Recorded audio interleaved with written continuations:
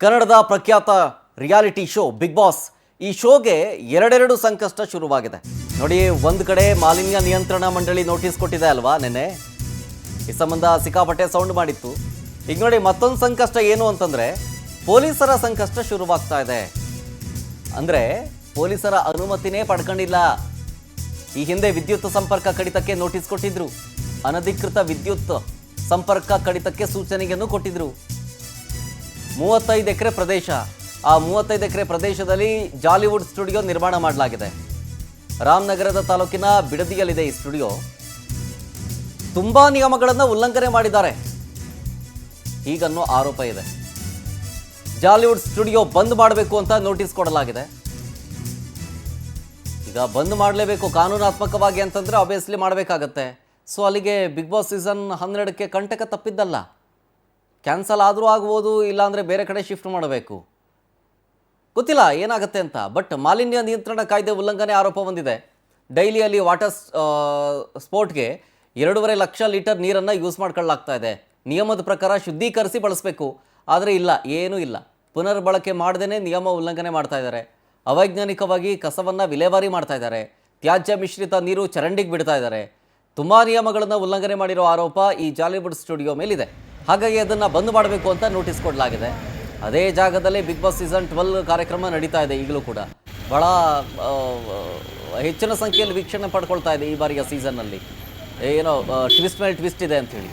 But ಹೀಗೆ ರೂಲ್ಸ್ಗಳು break ಆಗಿರೋ ಕಾರಣ ಏನಾಗುತ್ತೆ ನೋಡಬೇಕು.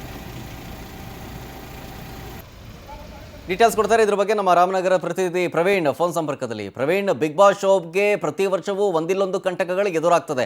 ಅದಕ್ಕೆ ಕಾರಣ ಜಾಗದ ಸಮಸ್ಯೆಗಳು. ಈ ಬಾರಿ ಸೀಸನ್ 12ಗೂ ಕೂಡ ಅದೇ ರೀತಿಯ ಕಂಟಕ, ಜಾಗದ ಸಮಸ್ಯೆ ಇದೆ, ನಿಯಮಗಳು ಉಲ್ಲಂಘನೆ ಆಗಿದೆ ಅಂತ.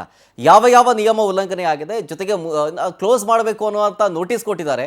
ಅದ್ರ ಬಗ್ಗೆ ಉತ್ತರ ಕೊಡೋದು ಕಾನೂನು ಹೋರಾಟ ಹೆಂಗಂತೆ ಜಾಲಿವುಡ್ ಸ್ಟುಡಿಯೋ ಕಡೆಯಿಂದ? ಖಂಡಿತ ಸರ್, ಅದು ಬಿಗ್ ಬಾಸ್ಗೆ ಒಂದಿಲ್ಲ ಒಂದು ಕಂಟಕ. ಪ್ರತಿ ವರ್ಷ ಪ್ರತಿ ಸೀಸನ್ಗೂ ಕೂಡ ಒಂದಿಲ್ಲ ಒಂದು ಕಂಟಕಗಳು ಎದುರಾಗುವಂಥದ್ದು. ಈ ಬಾರಿ ಕೂಡ ಬಿಗ್ ಬಾಸ್ಗೆ ಒಂದು ದೊಡ್ಡ ಮಟ್ಟದ ಕಂಟಕ ಎದುರಾಗಿರುವಂಥದ್ದು. ಏನು ಬಿಗ್ ಬಾಸ್ ಸೀಸನ್ 12 ಈ ಬಾರಿ ರಾಮನಗರ ತಾಲೂಕಿನ ಬಿಡದಿ ಇಂಡಸ್ಟ್ರಿಯಲ್ ಏರಿಯಾದಲ್ಲಿರುವಂತಹ ಜಾಲಿವುಡ್ ಸ್ಟುಡಿಯೋ ಮತ್ತೆ ಅಡ್ವೆಂಚರ್ ಪಾರ್ಕ್ ನಲ್ಲಿ ಆ ಬಿಗ್ ಬಾಸ್ ಮನೆಯನ್ನ ನಿರ್ಮಾಣ ಮಾಡಿರುವಂಥದ್ದು. ಸದ್ಯ ಬಿಗ್ ಬಾಸ್ ಮನೆಗೆ ದೊಡ್ಡ ಮಟ್ಟದ ಕಂಟಕ ಎದುರಾಗಿರೋದು. ಯಾಕಂತಂದ್ರೆ ಜಾಲಿವುಡ್ ಸಂಸ್ಥೆ ಏನಿದೆ ಅದು ಒಂದಷ್ಟು ನಿಯಮಗಳನ್ನ ಗಾಳಿಗೆ ತೂರಿ ಆ ಜಾಲಿವುಡ್ ಅನ್ನ ನಡೆಸ್ತಾ ಇದ್ದಾರೆ ಅಂತ ಹೇಳಿದೀಗ ಪೊಲ್ಯೂಷನ್ ಕಂಟ್ರೋಲ್ ಬೋರ್ಡ್, ಪರಿಸರ ಮಾಲಿನ್ಯ ನಿಯಂತ್ರಣ ಮಂಡಳಿ ಒಂದು ನೋಟಿಸ್ ಅನ್ನ ಕೊಟ್ಟಿರುವಂತದ್ದು.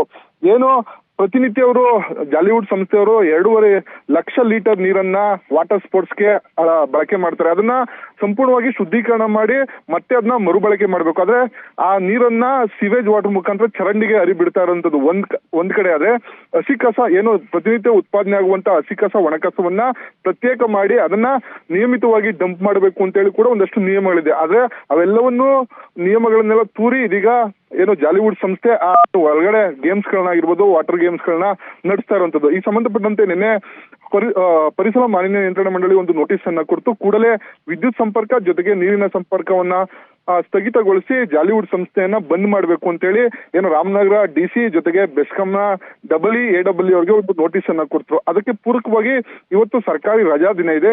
ಇವತ್ತು ನೋಟಿಸ್ ನ ಬೆಸ್ಕಾಂನವರು ಕೊಟ್ಟಿಲ್ಲ. ನಾಳೆ ಅವ್ರಿಗೆ ಒಂದು ವಾರದ ಗಡುವನ್ನ ನೀಡಿ ಒಂದು ನೋಟಿಸ್ ಅನ್ನ ಕೊಡುವಂತ ಸಾಧ್ಯತೆ ಇರುವಂತದ್ದು. ಇವೆಲ್ಲವನ್ನೂ ಏನಾದ್ರು ಒಂದು ವಾರದೊಳಗಡೆ ಏನಾದ್ರು ನೋಟಿಸ್ ಕೊಟ್ಟಂತ ಸಂದರ್ಭದಲ್ಲಿ ಜಾಲಿವುಡ್ ಸಂಸ್ಥೆ ಅದಕ್ಕೆ ಪೂರಕವಾಗಿ ಉತ್ತರ ಕೊಡದೇ ಇದ್ರೆ ಏನೋ ಬಿಗ್ ಬಾಸ್ ನಡೀತಾ ಇರುವಂತ ಜಾಲಿವುಡ್ ಸಂಸ್ಥೆಗೆ ಸಂಪೂರ್ಣವಾಗಿ ವಿದ್ಯುತ್ ಸಂಪರ್ಕವನ್ನ ಕಟ್ ಮಾಡುವಂತದ್ದು, ಜೊತೆಗೆ ನೀರಿನ ಸಂಪರ್ಕವನ್ನ ಸ್ಥಗಿತಗೊಳಿಸಿ ಜಾಲಿವುಡ್ ಸಂಸ್ಥೆಗೆ ಬೀಗ ಹಾಕಿದ್ರೆ ಸಂಪೂರ್ಣವಾಗಿ ಬಿಗ್ ಬಾಸ್ ಹೌಸ್ ಕೂಡ ಬಂದ್ ಆಗುವಂತ ಸಾಧ್ಯತೆ ಇರುವಂತದ್ದು. ಇದನ್ನ ಕಾನೂನು ರೀತಿ ಯಾವ ರೀತಿ ನಡ್ಸ್ಕೊಂಡು ಹೋಗ್ತಾರೆ, ಜೊತೆಗೆ ಯಾವೆಲ್ಲ ನೋಟಿಸ್ಗಳಿಗೆ ಉತ್ತರ ಕೊಡ್ತಾರೆ ಅಂತ ಹೇಳಿ ಕಾದ್ ನೋಡ್ಬೇಕಾಗಿರುವಂತದ್ದು. Sharath. Yes, thank you Praveen ಡೀಟೇಲ್ಸ್ಗಾಗಿ.